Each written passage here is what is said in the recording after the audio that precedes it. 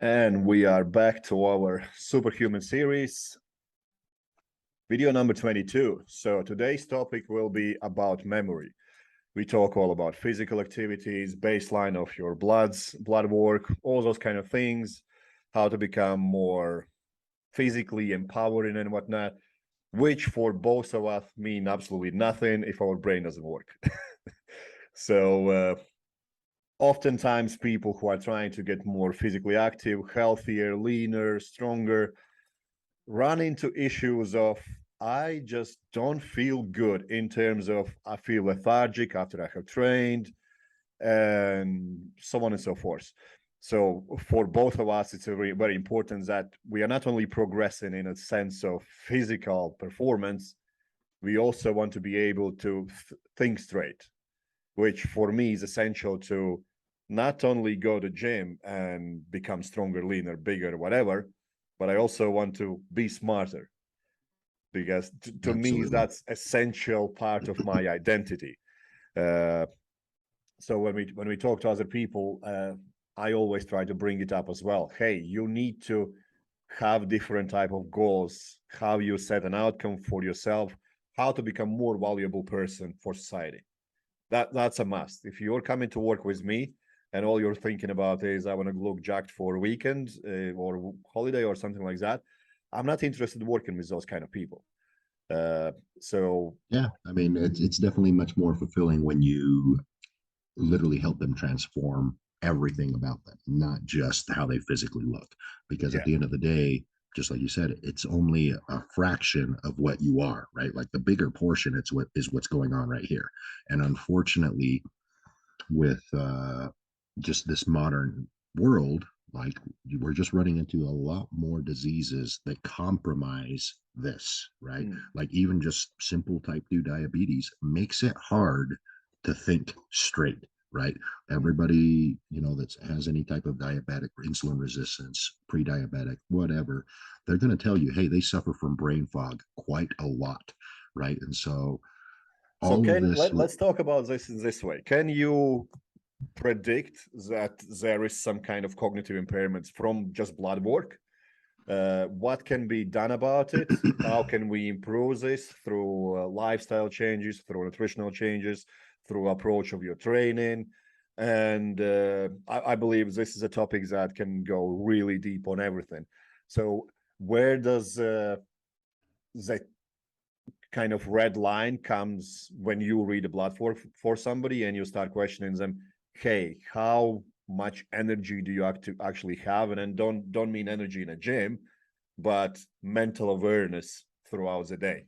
So yeah. where what are the key, let's say, blood work components that you look at first to understand that this person might be struggling not only with physical energy but also with mental capacity of digest and retain things they learn and observe daily.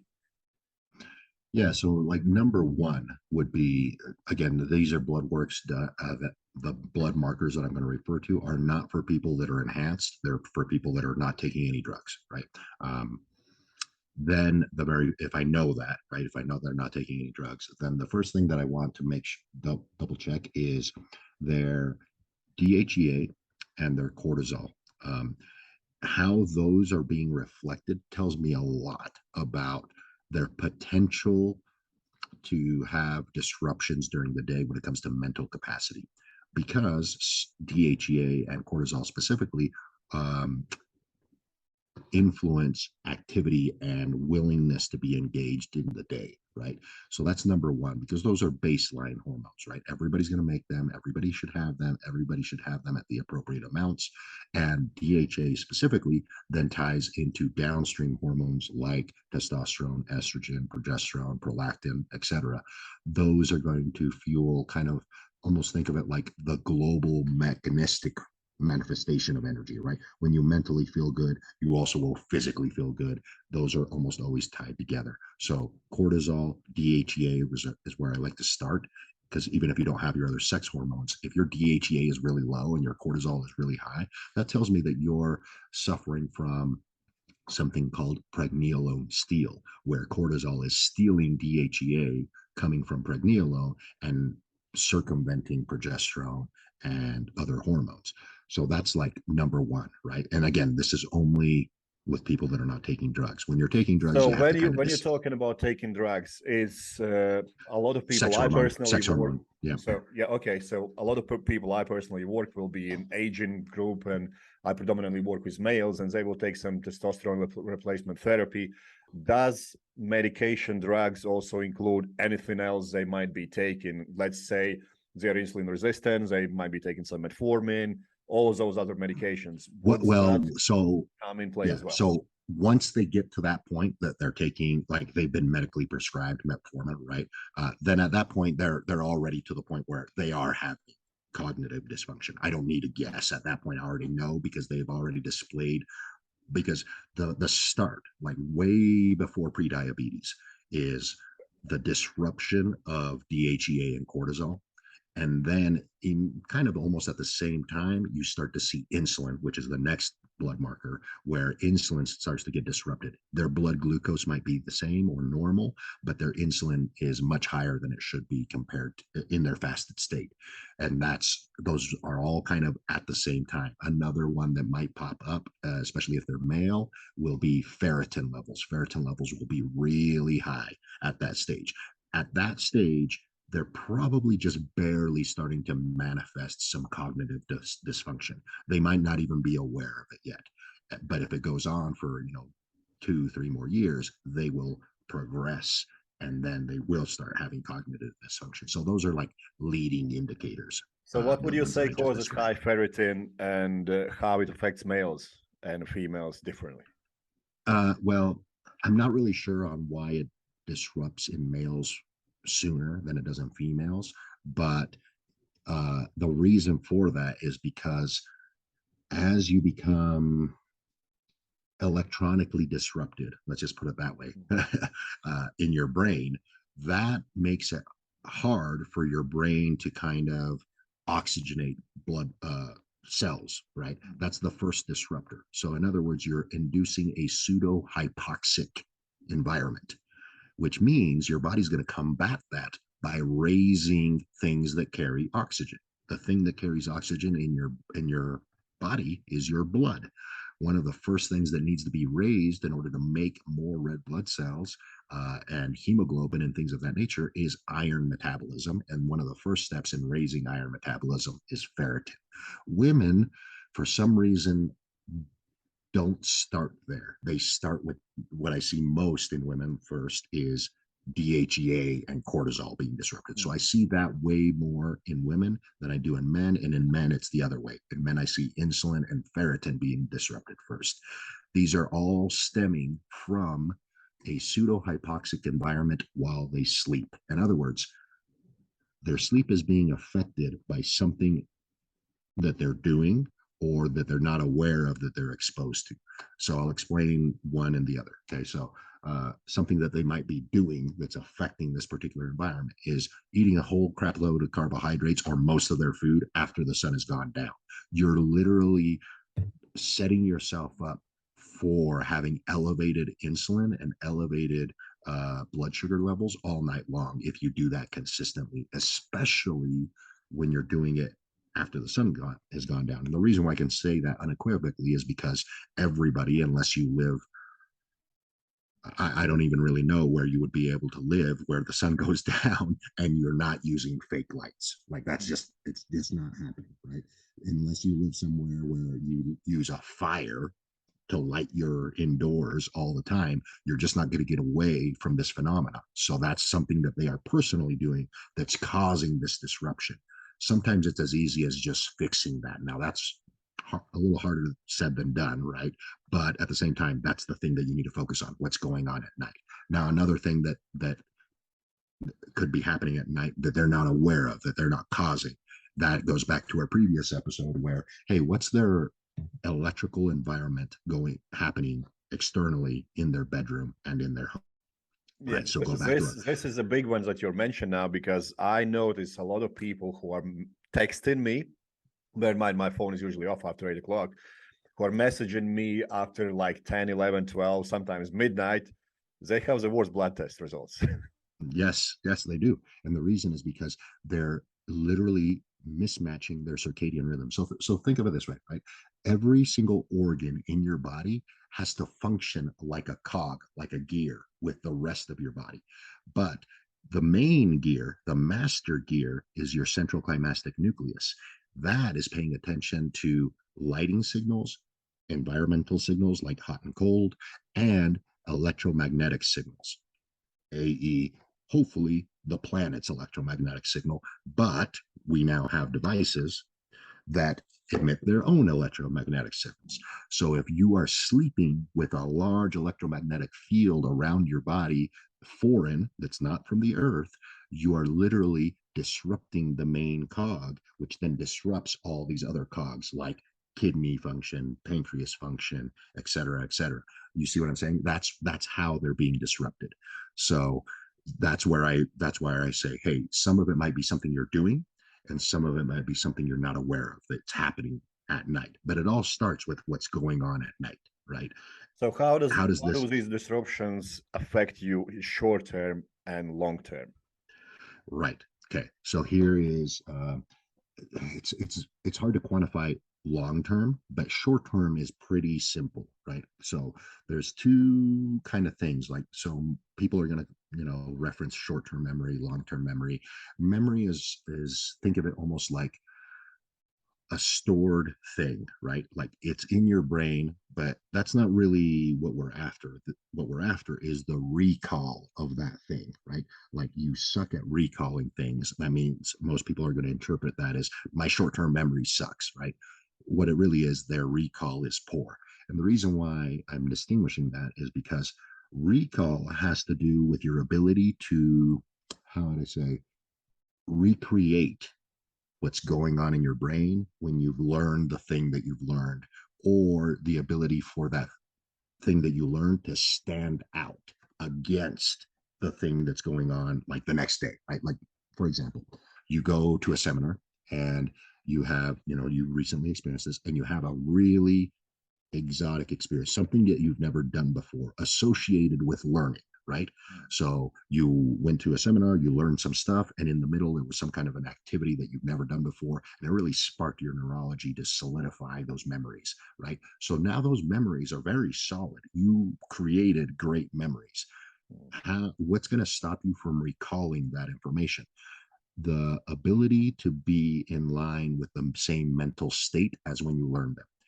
This is where sleeping in weird environments, like with a Wi-Fi router right next to you or a cell phone router right next to you, it's going to make it harder to wake up the next day and actually be in the same magnetic flow state in your brain, right? That's the problem with a lot of these. Now, obviously, some of the remedies for these are what we referenced in the previous video. Hey, if you're actively cultivating where you sleep so that it's as close to electromagnetic free as possible, you're going to already put yourself at the next step. Now there comes, personal things, right? Like some people are just going to be poor at recalling in the mornings because maybe they sleep good, right? Maybe their environment of sleep is really good, but they are waking up on fire, like just literally like anxious, right? Like they wake up almost in a panic and they're like, oh, I got so much to do and I learned so much. And but they're having a hard time slowing shit down and putting it together in speech or writing or whatever, right?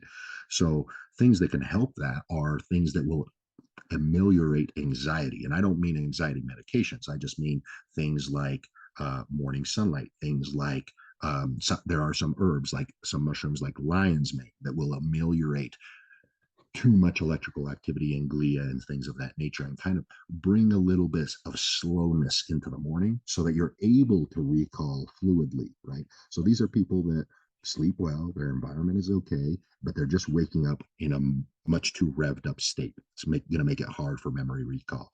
You So could would you use implement, lion's mane before going to bed or in the morning? I would do is it in the morning. So when you wake up first thing, I would say, hey, let's take some lion's mane. Let's get outside for a little bit. And I don't want you to fucking think about anything. Sorry for swearing, but I don't want you to think about it. I just want you to sit and just let the memories come to you. Let the things come to you. That elicits a flow state much more similarly to when you learned the thing that you're trying to recall. right? And you can accelerate that a little bit with some lion's mane. You can also accelerate that a little bit with emoxipine. It's EMOXYPINE. Yeah, emoxipine. That will also do the same thing. So depending on the severity, right? I would start with lion's mane, and then if this person is still kind of waking up in a panic like that, even with consistent lion's mane use, then I would throw in a little bit of amoxicillin. Now, one thing about lion's mane, I will say this: it does make some semi-permanent changes if you take it for a long enough time, something like 60 to 90 days. So if you take it for about 60 to 90 days, you're actually over time going to not need it nearly as much. It's going to make some semi-permanent changes for that morning time, for recall specifically.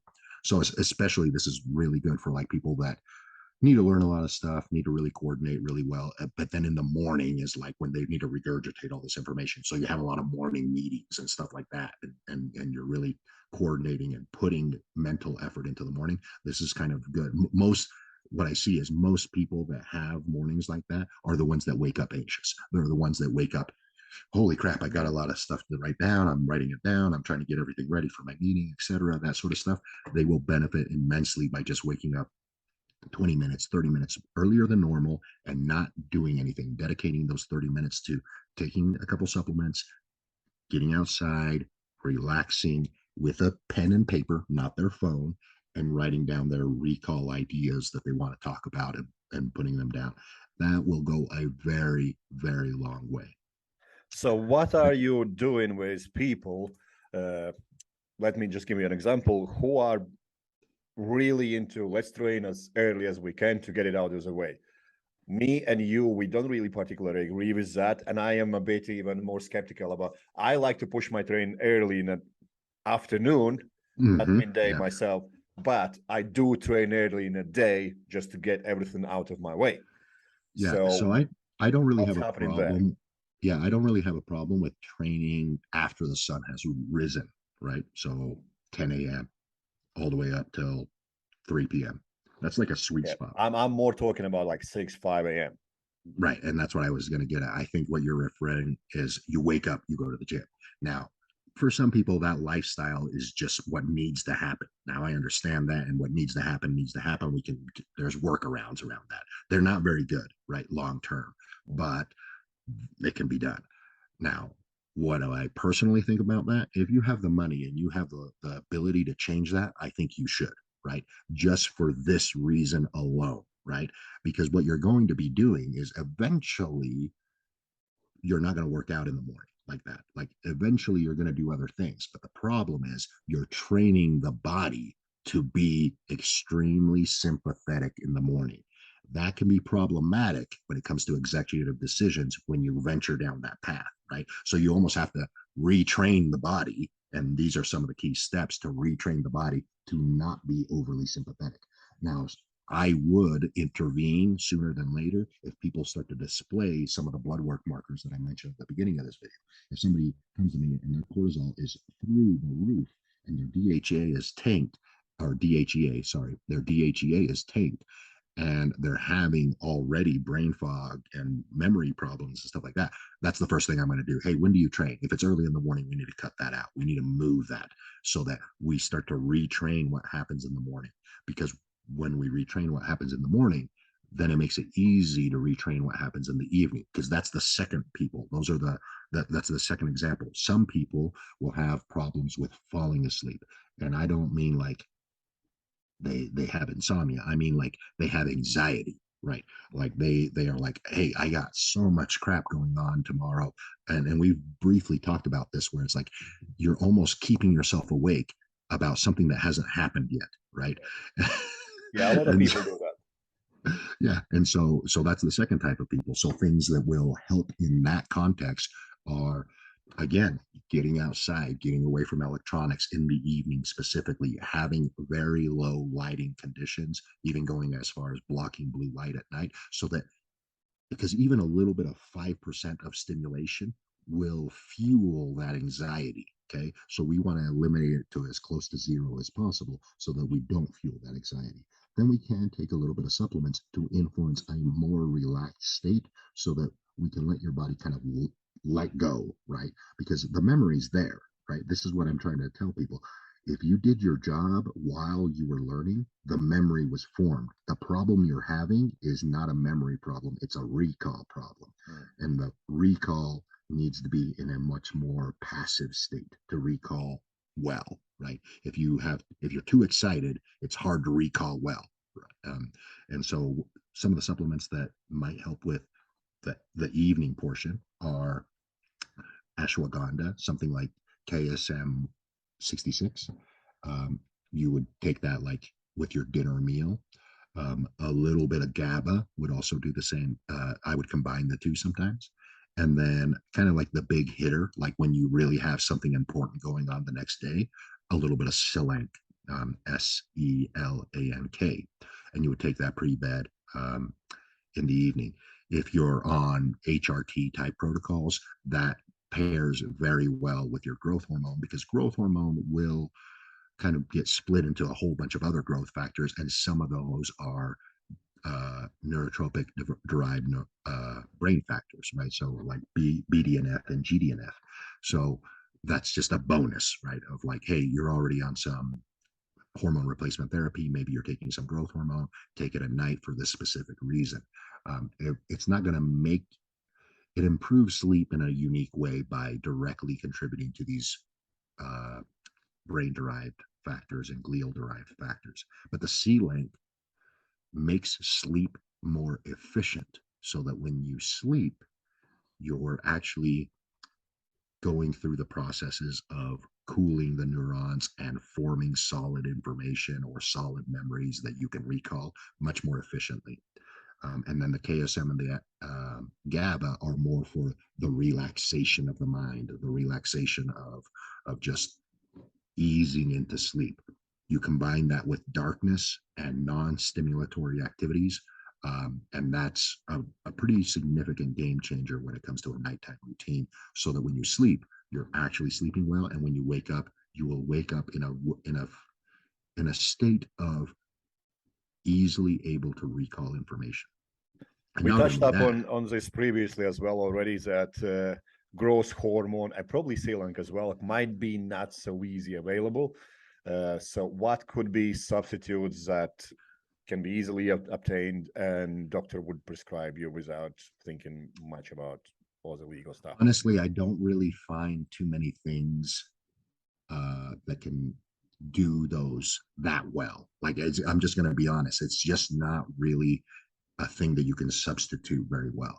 Now, that doesn't mean that just lowering lighting, blocking some blue light, taking a little bit of ashwagandha and some GABA, that's going to go a long way. Like the Selank and the growth hormone are like next level, right? Like, and that's aggressive. Like, these are not things that you're going to be doing permanently. Whereas the ashwagandha and the KSM, they can be semi-permanent for quite a while, 90 days straight, things of that nature. But the growth hormone and the Selank, the growth hormone is debatable, and that's why I included it in here, because there's probably going to be people that have this prescribed by their doctor through the HRT clinic, and it is beneficial, and you should know when to take it for that benefit.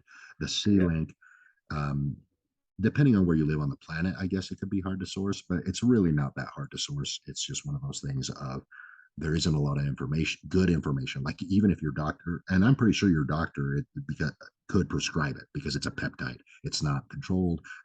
Wellness clinics could prescribe it just like they prescribe CJC 1295 or whatever that is, and it's usually ipamorelin. ipamorelin and things like that instead of growth hormone. So although Yeah, growth hormone, Selank is on the I've discussed same. this better. Yeah, Selank is on the same platform as ipamorelin and stuff. So I'm almost positive that a wellness doctor would be able to prescribe them. The problem is they don't know how to use it, right? So why they don't really know how to prescribe it, right? That's the problem. I'm telling you, this is one of the very particular uses where it can be helpful in that sleeping scenario. So how do you deal with brain fog and things like that from different type of training? Let's say strength training is not going to elicit anywhere near as much, like in personal opinion, brain fog as really high intensity hypertrophy work.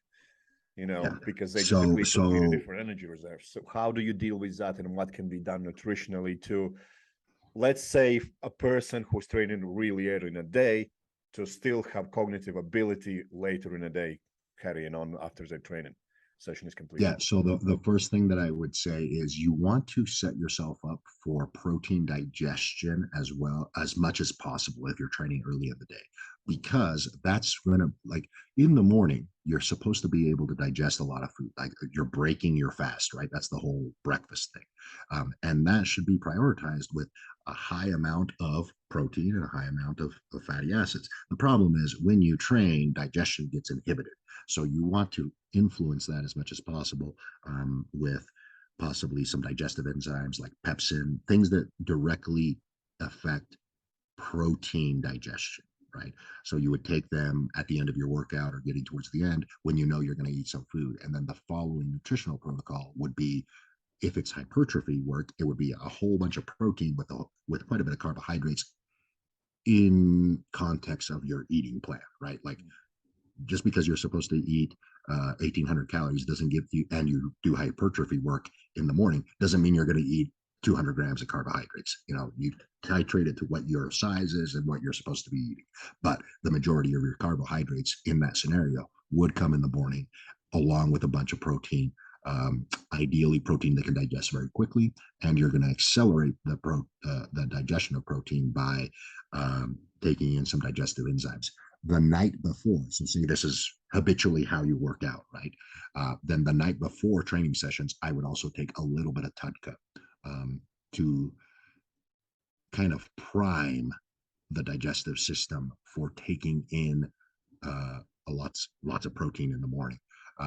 And not just that, but also the protein breakdown, right? The hypertrophy work is going to be, and really any kind of work that's in the gym is going to be breaking down some proteins. So you want to upregulate that system in general. You can start the night before with a little bit of TUDCA. In that morning, you go to your gym, and then towards the end of the gym session, you're going to take some digestive enzymes, pair that with some high quality, quick digesting protein. Literally, eggs is going to be one of the quickest ones, but it can be a combination of whey and eggs, and then follow that up with a second meal really close, like 45 minutes within, of actual real food, high in protein, high in fats, and that way you start to ameliorate some of the things, or high in protein and high in carbs, because you're ameliorating what you did with hypertrophy work.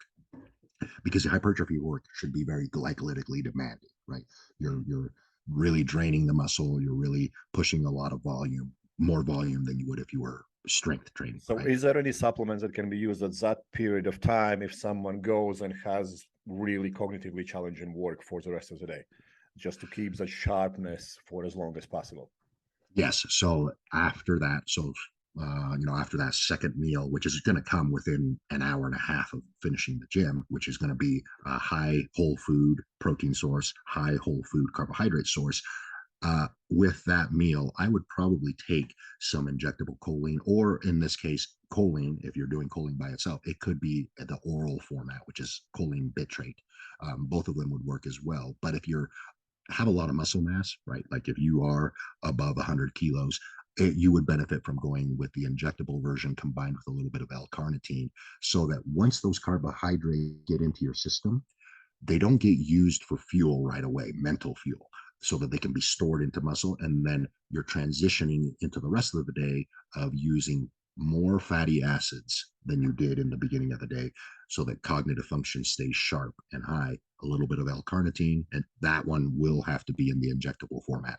Oral L-carnitine does not work very well at all. You would have to take so much that you would get an upset stomach if you did it orally, Yeah. and even then it probably wouldn't work very well. So an injectable L-carnitine and either an injectable format of choline or an oral form of choline, those would be extremely beneficial with that second meal after the gym. First meal is more synthetic, right? We're talking egg whites, whey, something quick, something high protein, quick.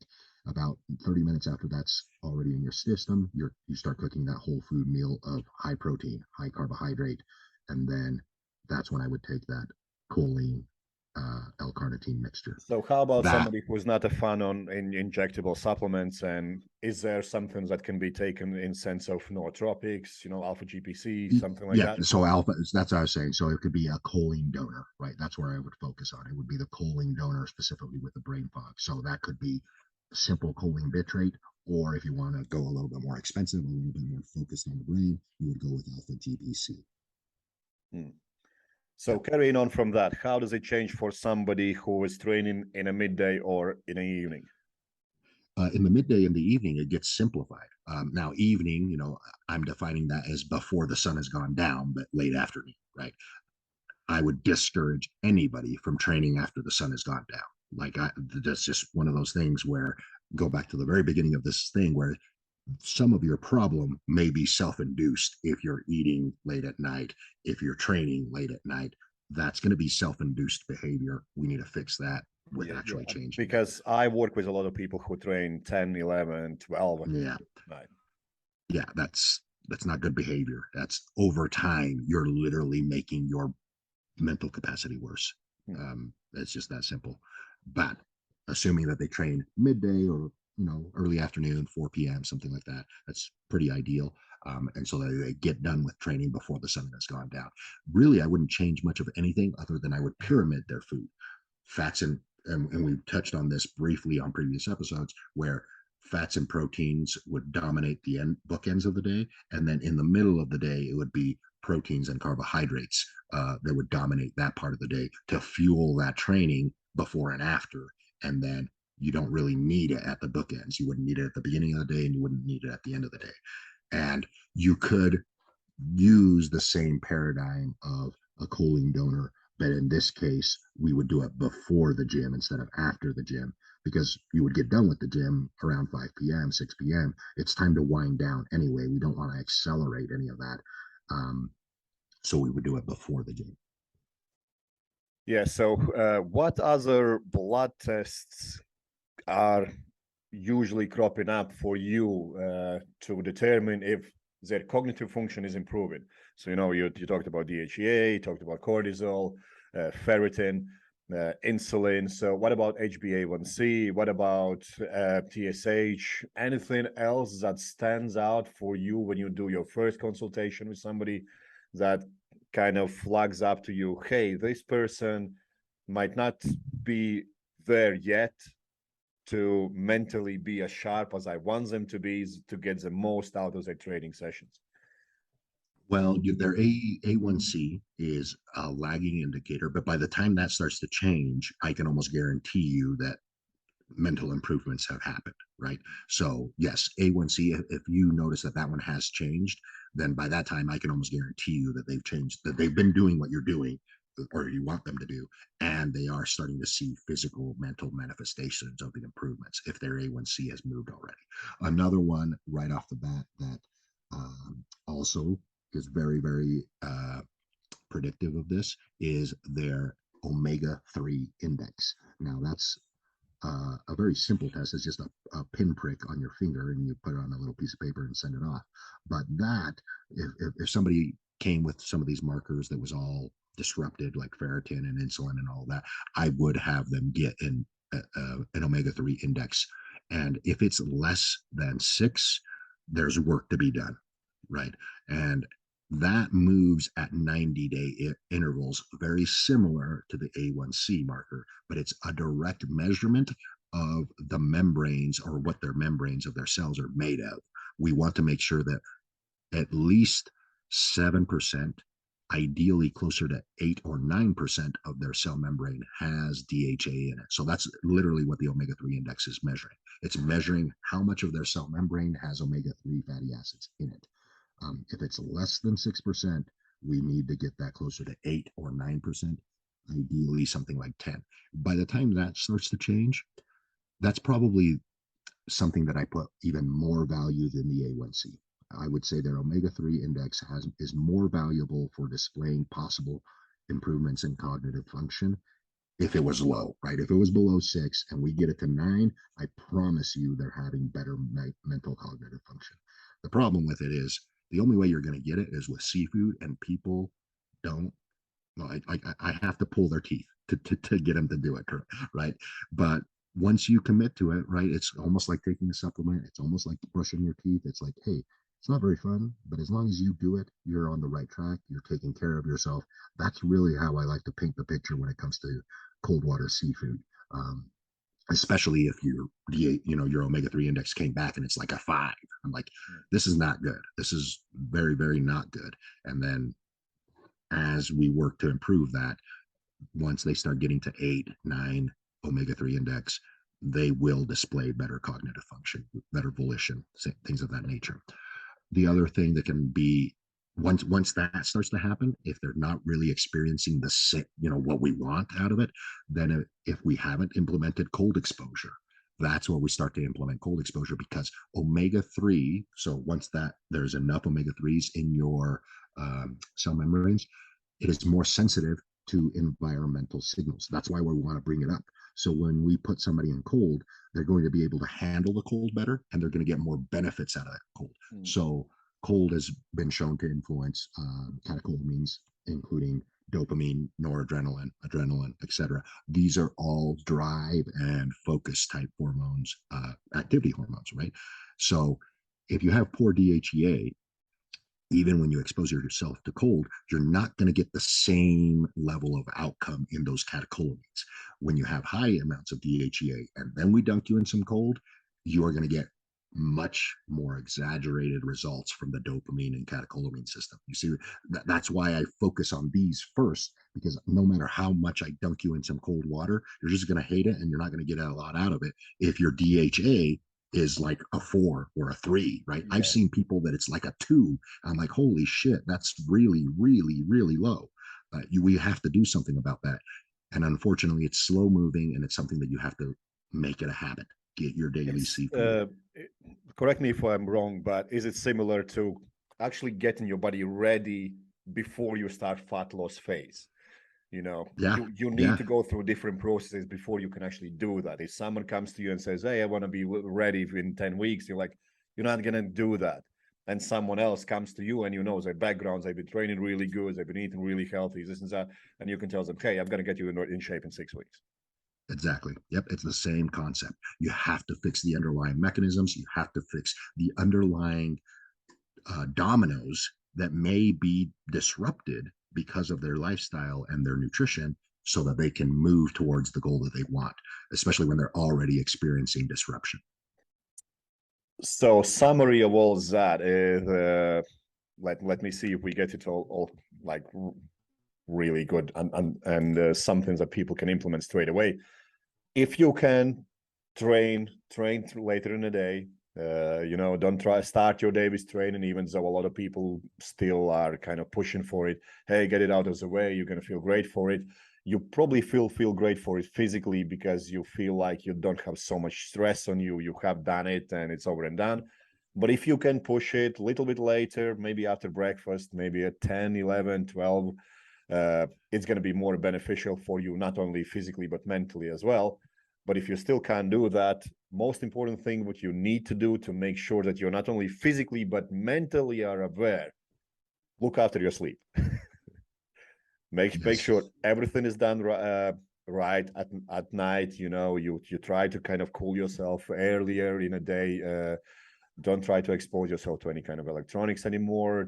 Try to limit your amount of stress at night as well. I prefer people doing some breathing techniques before they go to bed.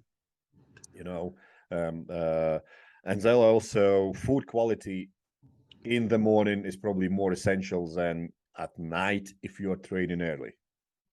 Yes, absolutely. And also something you touched up really briefly, if you want to improve your short-term memory, so to speak, do something exciting along the way when you learn something new. Yes, yes. And then to recall it, all you have to do is bring up memories of that thing that's been solidified, right? Of like, in your case, it was an activity, but it doesn't have to be an activity. It can literally be a piece of music you're listening to, or a little. I like to implement a learning routine. The learning routine can literally be, hey, before I learn anything, what I like to do is I like to kind of be alone and linguistically and auditorily activate those things. Literally just recite a paragraph. For me, it literally it could be like the Pledge of Allegiance of your country. It could be a song that you really like. But the whole point is you want to voice it out and hear it at the same time. So you're activating all those things. And then when you go to recall it, it's as simple as remembering those phrases, going through the same routine again, so that you're anchoring it, right? That is very, very helpful when it comes to recalling things that you've learned. Do it before you start learning, and it's simple. And I, to make it even more effective, take that paragraph or that phrase that you're reciting and write it in cursive without lifting the pen. So just write it all out as you're saying it out loud and listening to your voice. So you're turning on physical, auditory, and lingual centers at the same time. You're turning on the brain. Then you'll do your learning, right? If it's a course or if you're reviewing papers or whatever. And then when you go to recall or in the morning, like, hey, I need to recall some of this information for these meetings, you literally go through the same process. Write the same paragraph down, recite it, hear it, activate it, and then you'll be able to recall much, much better. Yeah, and as usual, people need to understand that we are trying to cram a lot of information in very short video, just to make sure that we have something immediately actionable that can benefit you straight away. But there are so many other things that can be taken in place and should be taken and implemented based on your personal profile. You know, your age, your sex, your experience in training, experience in eating good food, where you live, and so on and so forth. There are a million things that need to be taken in consideration before you do something that is specifically beneficial for you at highest level. Yes, absolutely. And we can probably expand on that in later videos, but like our goal at the moment is, hey, these are the things that are essential to look at, and when you do, you're going to benefit from this immediately. Yes, absolutely. No, David, as usual, thanks for your time. We're going to wrap this up because we don't want to kind of extend these videos for too long, and we're going to carry on next week. Awesome.